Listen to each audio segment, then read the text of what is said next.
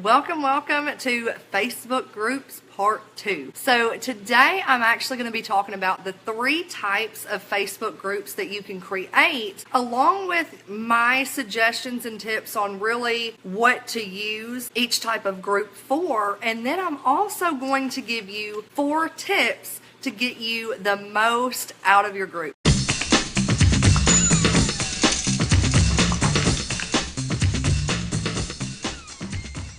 Let's go ahead and hop right into this. Now, the very first group is an open group. Anybody can search for your group and anybody can join your group, okay? The second type of group that you can create on Facebook is a closed group. So they can find the group, they can request to join, but there's a gatekeeper. So usually they have to request to join the group if it's closed. Only once they're inside and approved can they actually see the post and engage. Now, the third type of group is a secret group. And a secret group, it cannot be found on Facebook. So somebody has to either send you an invitation, invite you, or send you a link for you even to be able to find the Facebook group, okay? To be honest with you, as far as my recommendation on which one you should go with, well, that really depends on what you're trying to do. So I'm going to give you a couple of examples. Now, the Facebook groups that I personally have, they are all closed groups. So I don't have any Facebook groups that are completely open that anybody can just find and join. So basically, it requires me as an admin or someone else that I pick to accept their request to be in the group. Now, like I said, a lot of my Facebook groups are either for the course that I created, or it's for people who I coach and mentor, or some type of like accountability group. But I would recommend at least having like some type of closed group, even if somebody's not a customer of yours or they're not on your team, but maybe you just have an accountability group, you're building rapport. I would still recommend that it be a closed Facebook group. Now, the reason why some people might have a secret group, this could be, take for instance, if you're with maybe a network marketing company, there are some like team training groups. Sometimes those are secret. I wouldn't really recommend secret groups if you're really trying to build your brand and get your name out there. I would recommend, however, a closed group. So this is the main type of group that I would probably recommend. Now, I am going to give you 4 tips on how to make your group just a better experience. So here are my 4 tips when it comes to Facebook groups. This is like the worst mistake, and it drives me batty bonkers crazy, okay? They go on like an adding frenzy and they start this private Facebook group, and then they just go through and just start adding all of their friends and family. I would not recommend that at all. Don't just add people to your group, because if you do that, number 1, like I said, it's annoying, right? And number 2, like if you just throw somebody in your group without like talking to them or giving them a heads up, they're a lot less likely to ever engage in that group, and you lose rapport with people. So if you're wanting to add somebody, I would recommend actually having a conversation and maybe just letting them know,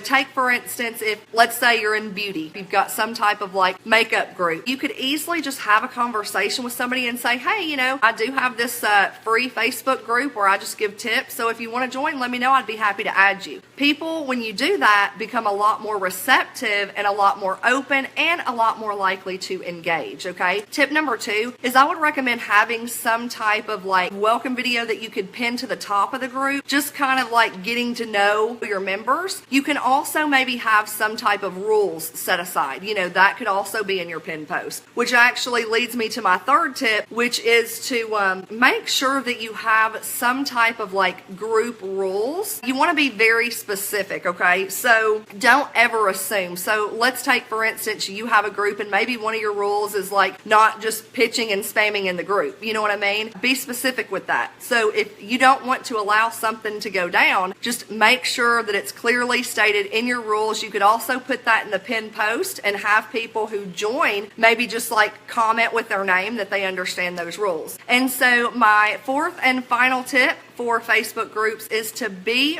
present and be patient, okay? So what I mean by that is, number 1, don't start a group and then just abandon it, okay? You're not going to get any engagement by that. So definitely be involved in the group, be there, be present, but also be patient and understand that it does take time to build community. It does take a little time to start building up that engagement. So I hope you like these tips. Hope you have an amazing day, and until next time, bye.